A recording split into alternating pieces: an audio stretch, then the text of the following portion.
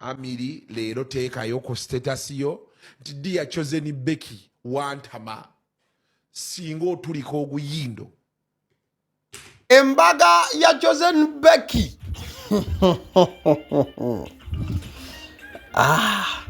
Mbaga nga yalumya abantu. Mbaga abantu nga yabatuuse ewakyamu ennyo. Newankubadde nga nnyini Mbaga omwana omuwala Chosen Becky yobwedde amatu agabise ng'agamba nti luno lunaku lwa ssanyu tewali kye muŋŋamba. Guys, it's my day already. I'm going to get married. These things I dreamt of. I'm already on the way. My husband, Mr. Sekaja Professor, I want you to be ready. Calm down, I'm coming. I know, you must be wondering how I'm looking. I look good already, don't worry. So, the gown is too big. It cannot even fit in the seat I'm sitting in. Oh my God!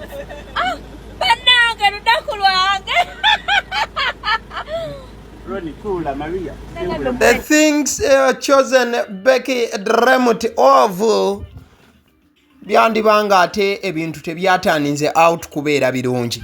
Newankubadde ng'agamba nti bino bye bintu byalooseeko ebbanga. Wabula yandibanga ebbanga lyonna. Taloose nti ate ku mukolo gwe ogw'Embaga waliba asibwa kadaali wamu ne muninkini we gwayagala okuzaama ennyo nnyini ddala. Ate lulibeera olunaku olulivaako ekintu abantu kye banaayogerako okumala akabanga. Newankubadde nga n'abaana we baliba bakuze osanga bali bagamba nti nnyammwe kino kye yakola. Ku mukolo guno ogwategekeddwa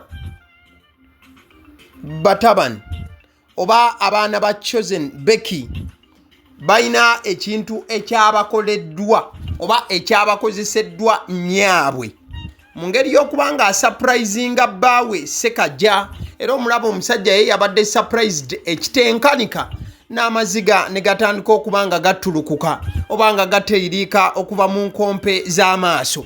Wabula obanga weetegereza ebigambo ebyabadde ku plakere eno byadde bigamba nti we have finally got a caring dad. Kiwandivunudde ng'ogamba nti kidwaddaaki twandibanga Mukama atujjukidde tufunye taata atufaako. Laba taata atufaako embeera gye yabaddemu olwalabye ng'abaana bano bamuleetedde ogupande ogunene okuzaama. Yatandise kubanga tulukuka maziga. Ndowooza obwedda Ssekajja Ssaabajja tulifuna omukazi n'anjagala obulungi bw'ati n'abaana be ne banjagalirako. Wakati nga tulukusa amaziga ng'era gayiika okuzaama.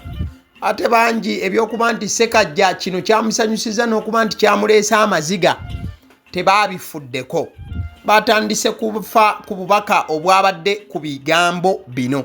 Ate era mukadde ke kamu n'okuba nti bafa ku mbeera eyandibanga yatuusewo ku baana olw'ensonga nti bo tebeesalirawo wabula muntu mukulu yasobola okuba nga abasalirawo. Nkugambye ebigambo ebyabaddeko nga bolaba ku screen bigamba nti we have finally got a caring dad.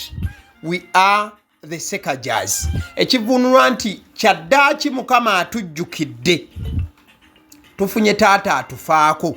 Era naffe okuva na leero tufuuse ba Ssekajja. Ojja kujjukira Ssekajja ye yawasizza Chosen Becky. Kati kitegeeza nti abaana nabo erinnya bagenda kubanga batwala lya Ssekajja newankubadde si yabazaala. Era abaana batandise dde okubayita ba Ssekajja. Wabula tubadde tuli awo omukyala amanyiddwa nga Iren Namubiru.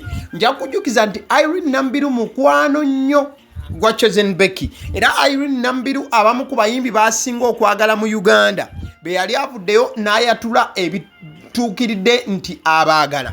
Chosen Becky oyo amwagala nnyo. Era Chosen Becky naye ayagala nnyo Iren Namubiru in the same measure. Wabula Iren Namubiru we yalabye ng'abaana bano babakwasizza agapande gano yagambye nti naye Mukama nedda. Yawandiisa obubaka n'agamba nti Lord help us parents and the generations to come not to exploit, manipulate and brainwash our innocent children who do not know what they are doing for our own selfish gains. Iren Namubiru ng'agamba nti Mukama tuyambe ffe ng'abazadde emijiji ejijja mu maaso obutagenda mu maaso na kubanga gikuluusanyizibwa oba giyisibwa mu mbeera enzibu.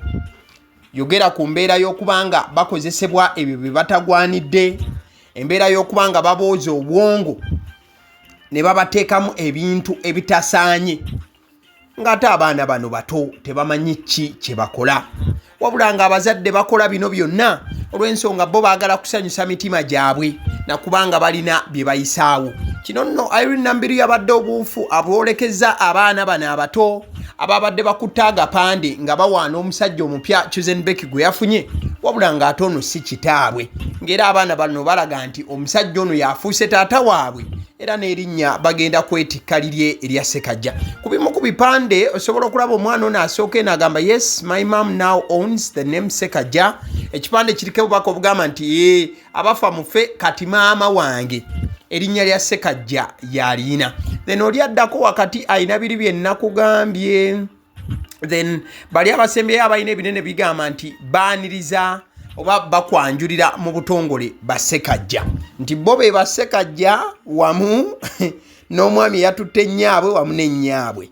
So buli wogende wa Chosen Beki kati ndooza bw'otuuka ku geti weeba weeri gitabwisi Ssekajja ojja kulaba nga abantu bafubutuka mu nnyumba eyo bangi, maama taata n'abaana bonna. Kale tuba tuli awo. Ebbaluwa eziwandiikibwa omutume tabeerangako omutume biveeko ebyo yakutuleetera obuzibu. Ebbaluwa eziwandiikibwa omukulu Ibulake Mukasa nayo teyaludde, n'akwata pen n'olupapula bwe yalabye ekintu ekyakoleddwa Chosen Beki ku mukolo gwe.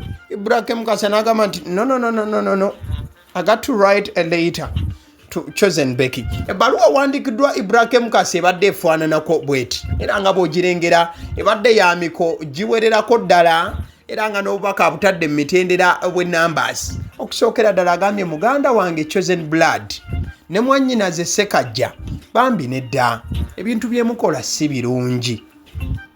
Ekisookera ddala lwaki mukozesa abaana abatensobi nga mukimanyi nti intaneti teyeerabira? Ekyokubiri, mwannyinaze Ssekajja lwaki ozannyira ku baana abatali babo nga naawe okimanyi omusaayi gino si gigyo? Ekyokusatu, muganda wange Chosen Blood ekintu kyokola okuzannyisa batabani bo katemba si kirungi. Essaawa eno banawoomerwa emboona oba bannawoomerwa emboona ku intaneti bagenda kuwaga naye bambisebo ow'ekitiibwa okola nsobi. Ekyokuna, kimanyikiddwa gwe mwami era gwe kawasa naye bambi olimbyemuko. Obusungu bw'okozesa okukwasa abato ebipande kiraga nti akasente wakataddemu naye kakyakuluma nnyo.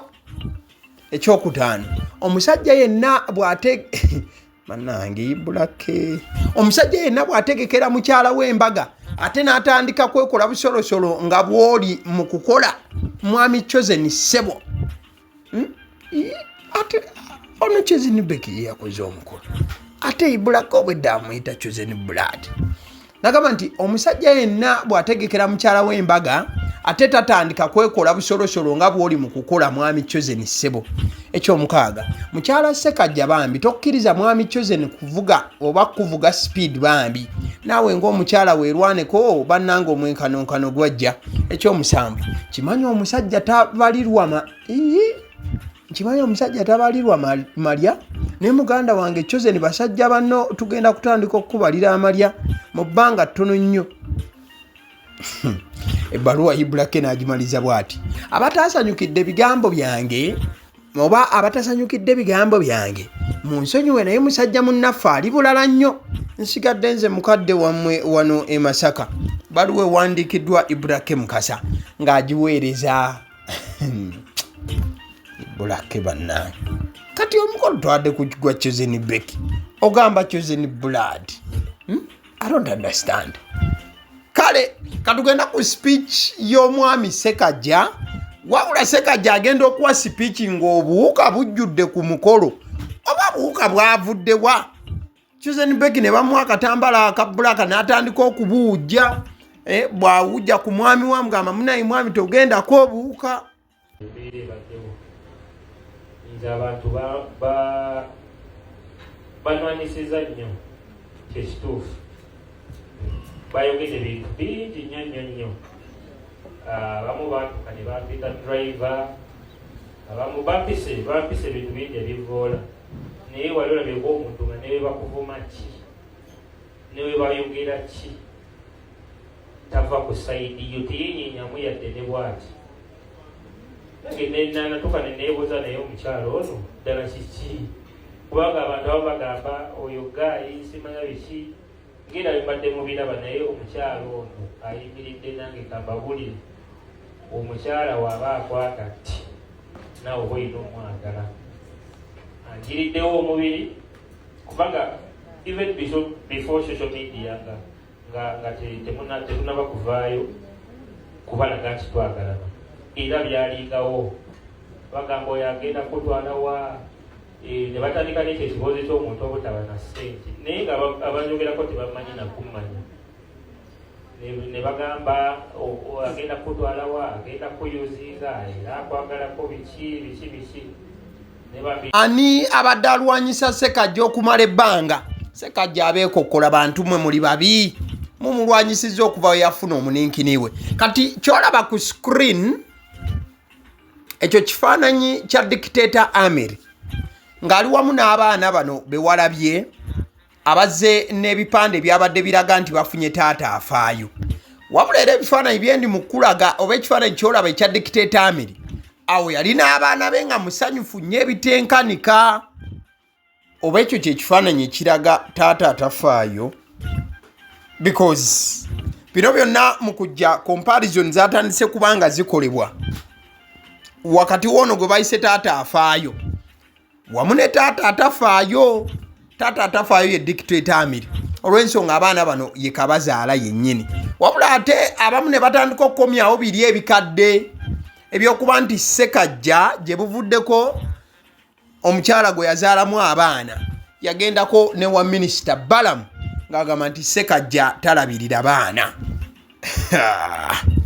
kale yo tuveeyo ku screen gwolaba ye mwana muwala amanyiddwa nga Zaira Baby one of those celebrated girls ku mukutu guno ensonga nga bwe zitambula yabadde celebrating a birthday ye gye buvuddeko in fact nalabyeko ne munne amanyiddwa nga Gelton byana byatandisa kwogera bannange Gelton leero avuddeyo nga tali mu firuta tuveewo tugende mu maaso ku screen omukulu gwolaba ye sauti ya tabu sauti ya simba omukulu amanyiddwa nga Dr. Jose Chameleon ennaku zino obadde oyinza okuba obadde tomulaba ku campaign yabadde yafulumyemuko eggwanga era yabadde asisinkanye president w'eggwanga erya Burundi president oyo omukulu amanyiddwa nga President Evariste Ndayishimiye Dr. Jose Chameleon yafunye akaseera akabadde akalungi ennyo e Burundi eyo in fact he was very very welcomed mukadde ke kamu n'abeera celebrated nnyo in fact nga bwe walabako e Rwanda mwana mulenzi oyo yagendako e Rwanda awo ekisaawe ne kigwa eddalu but this time round yabadde ku bugenyi obutongole wali e Burundi wabula president waayo yamuwaniriza mu kitiibwa ekyekika ekyawaggulu awo nendaba abaliyo nairanda nga bagamba omanyi balina kwe bakola nga baga mutulabye neŋanayi abaana bano aba Leon Island mweyagaliza era mwagala ebirungi okufaako obufi kale ku screen kyolaba over the weekend wabadde omupiira gw'abanaffe aba Sunderland babadde bazanya Newcastle kati omupiira guno gulimu ekintu ekyenjawulo ekyabaddewo wali ku scoreboard oba we bateeka teams eziba zizanya mu kisaawe bateekawo ne goals nti kati omupiira gukyali 0-0 tuli mu dakika bwe ziti nti akati guyingidde dakika bwe ziti guli bwe guti goals bwe ziti n'ateebye yoono kati ekyahappenize mupiira guno it was more of a derby wakati w'abanaffe aba Sunderland nga bazanya Newcastle kati aba Sunderland bakoze akantu baganye okuteeka ttiimu ya Newcastle ku scoreboard kye byakoze byataddewo eyayo jukira bye byadde bikyazza omupiira guno ebya Sunderland kati kye byakoze byo byataddewo ttiimu yayo nti Sunderland era omupiira guno gwatukidde nga guli 0 in fact ye yabadde full time score kati ebya Sunderland kye byakoze wano byanditadde Newcastle byataddewo nti visitors oba kyoyinza okuvunula nti abagenyi ne bigaana okuwandiikawo byaganidde ddala okuba nti biwandiikawo ttiimu y'abannaffe aba Newcastle jukira ttiimu ekyaza ttiimu endala erina okuteekawo logo ya ttiimu eyo oba gye wandiise logo oba akabonero kaayo oba badge ebeera erina okugiteekako ku scoreboard era omupiira golo nga bwe zigenda maaso mu kisaawe ne wali waggulu weteeka buli kisaawe we kyadesigningibwa but aba Sunderland baaganye okuteekawo Newcastle omanyi Newcastle erina we yagwa ku Sunderland eyo n'egikuba omupiira ogwagiruma ennyo I think omupiira ogwo gwali gwa Sunderland yes doza yali FA Cup mu 2024 obusajja bwakuba Sunderland neerumwa nnyo kati Sunderland yagenze okujja ozannya Newcastle ng'erina ekiruyi kyayo era wiini eno Sunderland gye yafunye ku Newcastle kyabadde yakyafaayo era kyabadde ng'ekirabo Sunderland kye yasobodde okuba ng'ewa abawagizi baayo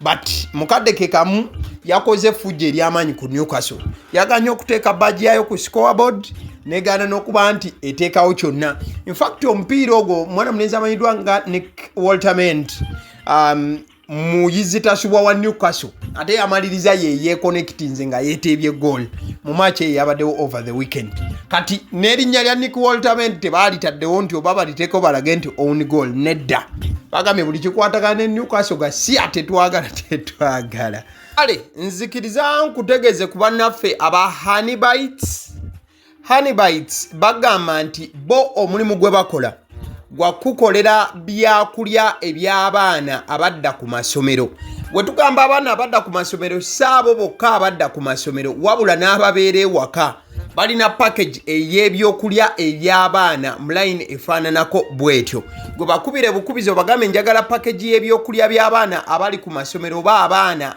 abalya ebyokulya balina ebyokulya yogera ku daddies yogera ku binyeebwa amawogola yogera ku bagia yogera ku cupcakes yogera ku donuts osobola okubafuna ku 0709 787508 ate era mukadde ke kamu bw'oba oyagala ku pizza size yonna era namba y'emu ate era mukadde ke kamu bakola ne cake eza buli mukolo babayita aba Honeybites njagala n'okutegeeza ku bannaffe aba Alson Painters UG bano basiizi ba langi era nga balina obukugu mu kusiiga langi era bamanyi ne langi ki egenda ku kizimbe kyo era mu ruumu ki tebasobola kuddira langi yandigenze mu kisenge ate ne bagisiiga mu ddiiro ey'omu dining ne bagisiiga mu kinaabiro nedda Alson Painters UG omulimu gw'okusiiga langi